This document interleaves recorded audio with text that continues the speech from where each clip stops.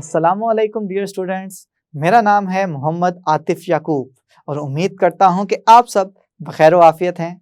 आप मुझसे पढ़ रहे हैं क्लास दहम की फ़िज़िक्स और क्लास दहम की फ़िज़िक्स में हम अपनी किताब का चैप्टर नंबर 15 इलेक्ट्रोमैग्नेटिज्म पढ़ रहे हैं। अपनी पिछली क्लास में हमने देखा कि अगर करंट बरदार कॉइल को मैग्नेटिक फील्ड में रखेंगे तो उस पर एक टॉर्क पैदा होगा। अगर टॉर्क की समझ आ गई है तो चलें क्यों ना उसकी एप्लीकेशन पढ़ लें कि वो टॉर्क जो पैदा हो रहा है करंट बरदार कॉइल में किस जगह पे इस्तेमाल होता है, ये असूल किस जगह पे इस्तेमाल होता है। तो वो असूल आज के मौजू में इस्तेमाल होगा और आज के मौजू का नाम है डीसी मोटर। ये डीसी मोटर क्या है, किस तरह से काम करती है, इसका काम करने का असूल क्या है, ये सब चीज़ें सीखेंगे आज के लेक्चर में। तो चलें बगैर किसी ताख़ीर के चलते हैं अपने लाइट बोर्ड की जानिब। जी तो स्टूडेंट्स, हम जैसा कि मैंने कहा कि आज के लेक्चर में हम पढ़ेंगे डीसी मोटर के बारे में। सबसे पहले तो नाम समझ लें ताकि चीज़ों का समझना आसान हो जाए। ये डीसी का मतलब क्या है? डीसी का मतलब है डायरेक्ट करंट। तो चलें हम यहाँ पे लिख लेते हैं कि ये डीसी का मतलब क्या है। डीसी का मतलब मैंने बताया जी, डीसी का मतलब है डायरेक्ट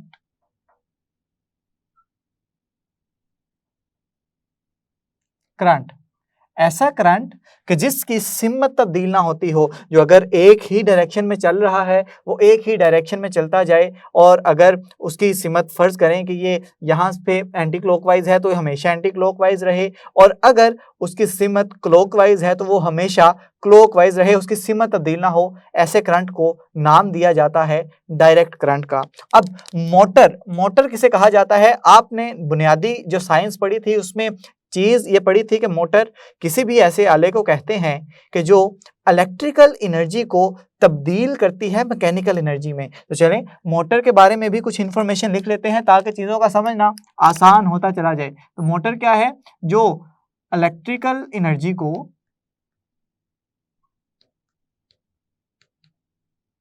तब्दील करेगी मैकेनिकल एनर्जी में। अगर इसकी मिसाल समझनी है तो ये आपके सामने छत पे लगा हुआ पंखा आपको दिखाई दे रहा है कि जैसे ही इसको एनर्जी मिलती है तो ये घूमना शुरू कर देता है। अब जैसे ही हम इसको एनर्जी देते हैं, स्विच ऑन करते हैं, स्विच ऑन करने से इसको जो एनर्जी मिल रही होती है वो चूँकि इलेक्ट्रिसिटी की फॉर्म में मिल रही है, उस इलेक्ट्रिसिटी की फॉर्म में जो एनर्जी मिलती है उसको हम कहते हैं इलेक्ट्रिकल एनर्जी। अब ये इलेक्ट्रिकल एनर्जी तब्दील हो रही है पंखे के घुमाव के अंदर, और पंखे का घूमना ये ऐसी एनर्जी है जिसको हम नाम देते हैं मैकेनिकल एनर्जी का। तो इस तरह से इलेक्ट्रिकल एनर्जी मैकेनिकल एनर्जी में तब्दील की जाती है मोटर्स के अंदर। अच्छा, ये डीसी मोटर पढ़ना है तो ये जो पंखा मैंने आपको बताया है ये डीसी मोटर की मिसाल नहीं है, ये एसी मोटर की मिसाल है। सिर्फ आपको समझाने के लिए ये मिसाल दी है कि किस तरह से इलेक्ट्रिकल एनर्जी मैकेनिकल एनर्जी में तब्दील होती है। तो अगर आपसे पूछ लिया जाए कि बताएं कि डीसी मोटर की तारीफ क्या होगी, मोटर तो समझ लिया, डीसी मोटर क्या है, तो आप कहेंगे ऐसी मोटर जो डायरेक्ट करंट को इस्तेमाल करते हुए इलेक्ट्रिकल एनर्जी को मैकेनिकल एनर्जी में तब्दील करे, उसको हम नाम देंगे डीसी मोटर का। अगर आपको ये समझ आ गई तो चलें इसको अल्फाज की जुबान भी दे देते हैं। हम कहेंगे कि ऐसा आला जो डायरेक्ट करंट को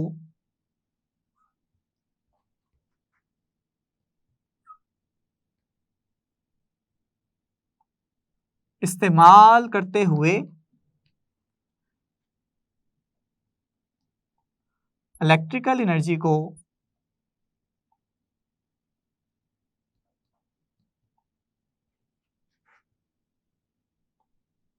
मैकेनिकल एनर्जी में तब्दील करता है डीसी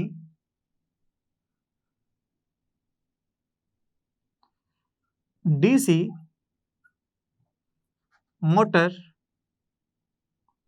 कहलाता है।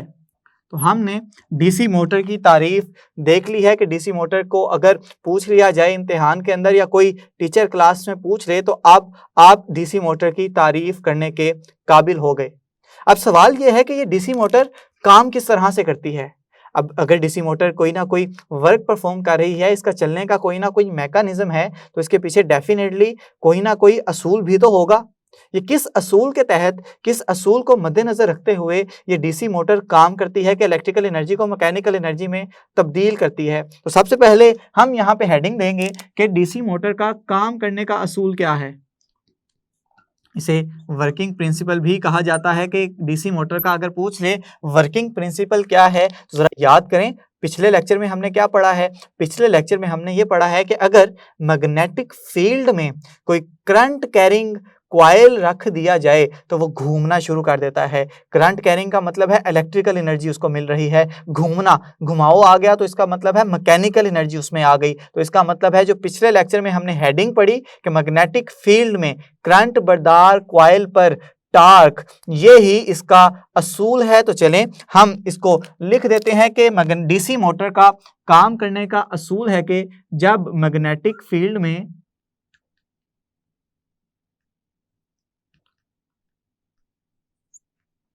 करंट बरदार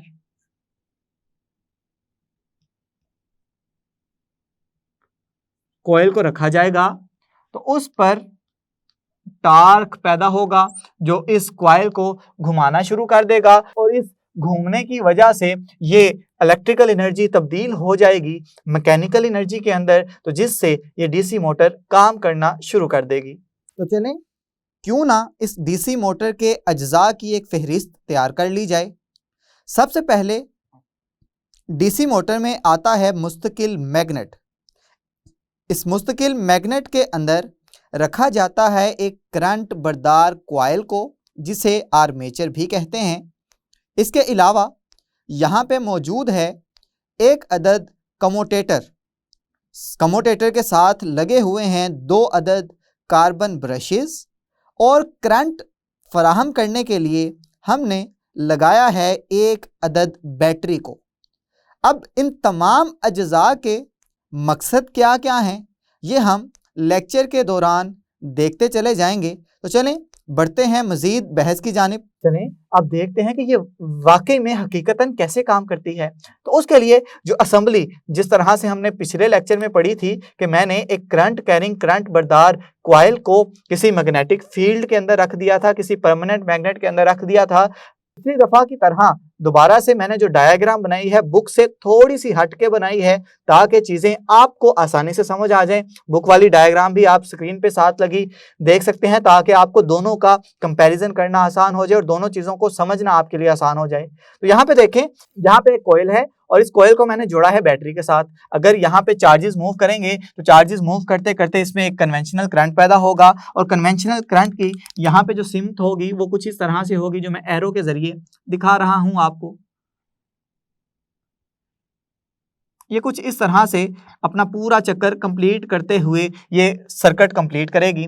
अब यहाँ पे पिछली दफा की तरह ही इसको पी क्यू और आर एस का नाम देंगे। तो अगर आर एस ये साइड है और इसी तरह से पी क्यू ये वाली साइड होगी, यहाँ पे हम देख सकते हैं कि आर एस साइड पे लगने वाला जो करंट है, इससे गुजरने वाला जो करंट है, इसकी डायरेक्शन अपवर्ड है और इस तरफ से यानी कि पी क्यू साइड से गुजरने वाला करंट उसकी डायरेक्शन डाउनवर्ड है। पिछले लेक्चर में हमने ये भी देख लिया कि इस आर एस साइड पे जो लगने वाली फोर्स होगी वो उसकी डायरेक्शन अपवर्ड होगी और इस पी क्यू साइड पे डायरेक्शन डाउनवर्ड होगी और इस पी क्यू साइड पे लगने वाली फोर्स की डायरेक्शन अपवर्ड होगी कि जिसकी वजह से 2 डिफरेंट पॉइंट्स पर एक जैसी फोर्स जब मुखालिफ सिमत पे अमल पैरा होगी तो एक कपल प्रोड्यूस होगा और कपल की वजह से टार्क प्रोड्यूस हो जाएगा और टार्क की वजह से इसके अंदर एक घुमाव पैदा हो जाएगा। फर्ज करें कि ये पहले कॉइल इस तरह से पड़ा हुआ है, जैसे ही कॉइल में घुमाव पैदा होगा तो कॉइल इस तरह से घूम जाएगा, यानी कि अब ये इसकी पी क्यू साइड आ गई। ये देखे ना मैंने क्या कहा था, फर्ज करें ये आर एस साइड, ये पी क्यू साइड पे लगनी है फोर्स अपवर्ड और इस पे लगेगी फोर्स डाउनवर्ड, तो लगने वाली फोर्स इसको इस जानिब घुमा देगी, इसकी रोटेशन एंटी क्लॉकवाइज होगी और ये आप इस एनिमेशन के अंदर भी देख सकते हैं। अब यहाँ पे एक मसला है, वो मसला क्या है कि जब ये कॉइल, फर्ज करेंगे मैंने कहा कि ये पी क्यू साइड है, ये आर एस साइड है, जैसे ही कॉइल इस हालत में आ गई कि अब पी क्यू साइड आ गई ये ऊपर और आर एस साइड आ गई ये नीचे, लगने वाली फोर्स अब भी वैसे ही है कि पी क्यू साइड पे लगने वाली force upward, R S side पे लगने वाली फोर्स डाउनवर्ड। अब होगा क्या यहां पे, आप जानते हैं कि अगर एक ही पॉइंट पे दो फोर्सेस ऊपर और नीचे की जानिब मुखालफ लेकिन एक ही मिकदार में लग रही हो तो वो एक दूसरे को कैंसिल कर देती हैं। अब जब कैंसिल करेंगी तो अब इस हालत में आके कॉइल रुक जाएगा क्योंकि इस पे अमल करने वाली कोई नेट फोर्स नहीं होगी। अब जब कॉइल रुक जाएगा तो हमारा मकसद ही फोत हो गया। हम चाहते हैं कि इलेक्ट्रिकल एनर्जी को मैकेनिकल एनर्जी में कन्वर्ट करते रहें। जब ये नहीं होगा तो अब हम क्या करें, अब हमारे पास कोई ना कोई एडजस्टमेंट करनी पड़ेगी हमें इस पूरे सर्किट के अंदर ताकि हम कंटिन्यूअसली मुस्तकिल तौर पे इस कॉइल को घुमाते चले जाएं। तो स्टूडेंट्स उसके लिए हमारे पास एक तरीका तो ये है कि मैं इस बैटरी के टर्मिनल्स रिप्लेस करता जाऊं। टर्मिनल रिप्लेस करने का मतलब ये है कि यहाँ पे जो पॉजिटिव टर्मिनल है ये नेगेटिव बन जाए, ये नेगेटिव पॉजिटिव बन जाए। फिर जैसे ही ये एक चक्कर लेगा, जैसे ही फिर अगला चक्कर लेगा, ये दोबारा टर्मिनल चेंज हो जाएंगे। जैसे ही एक चक्कर दोबारा से कंप्लीट होगा, टर्मिनल दोबारा से चेंज, और इस तरह से चक्कर कंप्लीट करते करते दोबारा से कॉइल इस हालत में आ जाएगी। लेकिन ये काम थोड़ा सा मुश्किल है कि मैं हर 1/4 साइकिल के ऊपर, एक चौथाई साइकिल, एक चौथाई चक्कर के ऊपर मुझे ये पोलैरिटीज चेंज करते रहना पड़ेगा और ये बड़ा हेक्टिक काम हो जाएगा। क्यों ना मैं कोई एक ऐसा आसान सा तरीका अपनाऊं कि जो खुद ब खुद इन बैटरीज की पोलैरिटीज को रिवर्स करता जाए। जी हाँ स्टूडेंट्स, उसके लिए मैंने यहाँ पे, अभी तक मैंने बताया नहीं था कि ये क्या चीज है, क्योंकि चीजें अगर साथ साथ चलेंगी तो ही आपको ज्यादा अच्छी समझ आएगी। तो उसके लिए मैंने यहाँ पे एक असेंबली शो कर दी है। इस असेंबली को नाम दिया जाता है कम्यूटेटर का। क्या नाम दिया जाता है जी? कम्यूटेटर का, या कम्यूटेटर भी इसे पढ़ते हैं। इस कम्यूटेटर के साथ आप देख सकते हैं कि दो मैंने चीजें और लगाई हैं। इन दो चीजों को क्या नाम दिया जाता है? इसको नाम दिया जाता है कार्बन ब्रशेस का।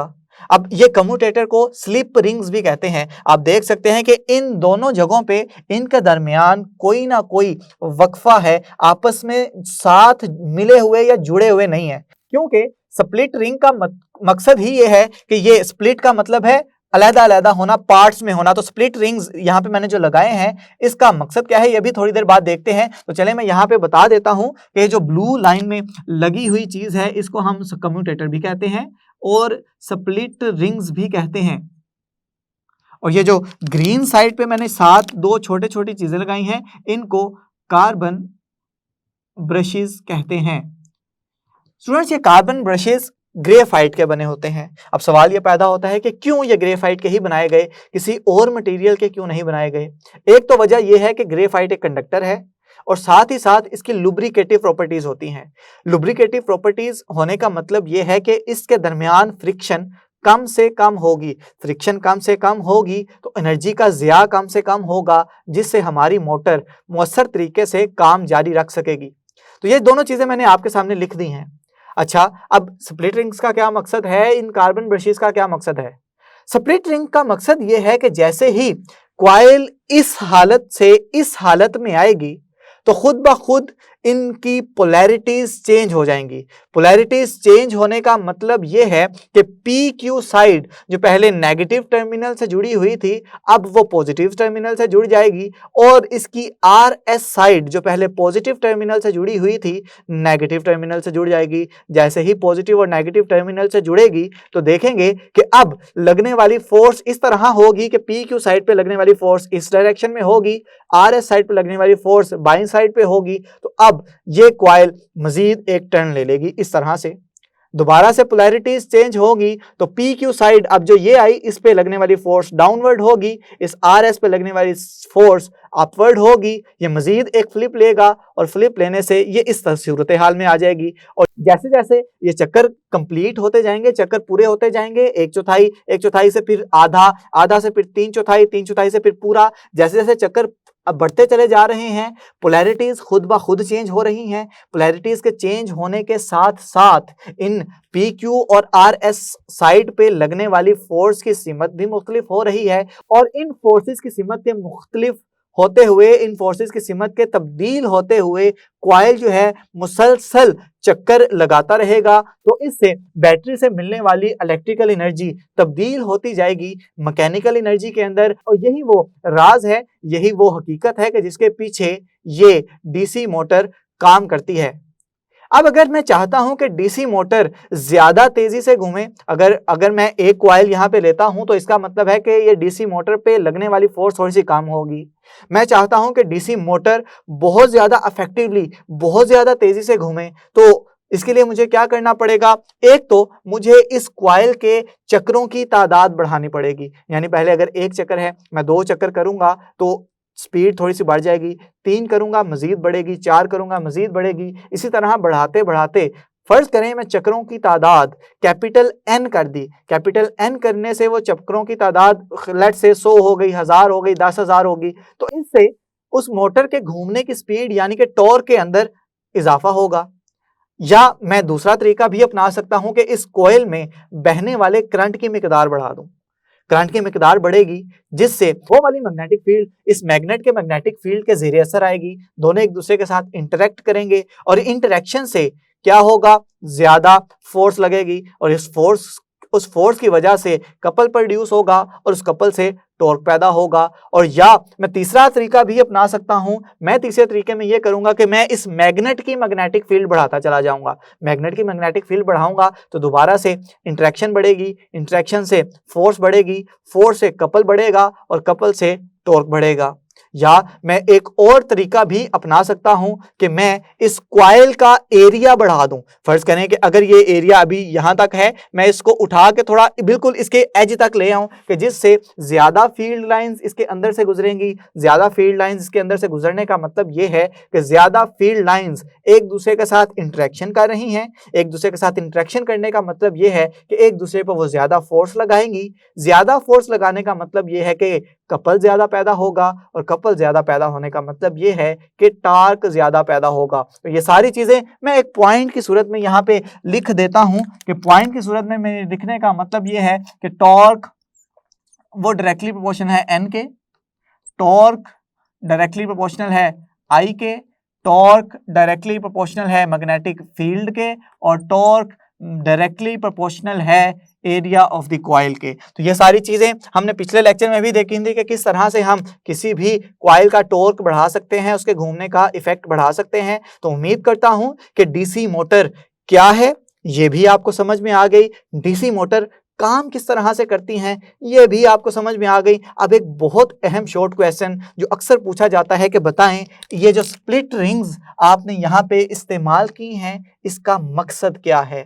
तो स्टूडेंट्स इसका मकसद सिर्फ ये है कि जैसे ही कॉइल 1/4 चक्कर मुकम्मल करेगी तो 1/4 चक्कर मुकम्मल करने के बाद ये बैटरी की जो पोलैरिटीज रिवर्स करनी है, बैटरी की टर्मिनल्स का जो कनेक्शन है वो उलट करना है, उसको उल्टाने के लिए जो रिंग्स इस्तेमाल की जाती हैं उसे स्प्लिट रिंग्स कहते हैं। तो उम्मीद करता हूं कि ये स्प्लिट रिंग का मकसद भी आपको समझ में आ गया होगा और जितनी भी डिस्कशन है डीसी मोटर के हवाले से आपको बड़े अच्छे तरीके से समझ में आ गई होगी। जी तो स्टूडेंट्स अब आप सीख चुके हैं कि डीसी मोटर एक ऐसे आले को कहते हैं जो कि इलेक्ट्रिकल एनर्जी को मैकेनिकल एनर्जी में तब्दील करेगी डायरेक्ट करंट को इस्तेमाल करते हुए। डीसी मोटर किस असूल पे काम करती है, किस तरह से काम करती है और डीसी मोटर की स्पीड हम किन किन अवामिल से बढ़ा सकते हैं, ये सारी चीज़ें हमने आज के लेक्चर में सीखी हैं। अपने आइंदा आने वाले लेक्चर में हम एक बहुत अहम फिनोमिना, बहुत अहम मजहर यानी कि इलेक्ट्रोमैग्नेटिक इंडक्शन सीखेंगे। तब तक के लिए अपना बहुत सा ख्याल रखें, अपने से ज़्यादा दूसरों का खुश रहें, खुशियाँ बांटें। अल्लाह हाफिज़।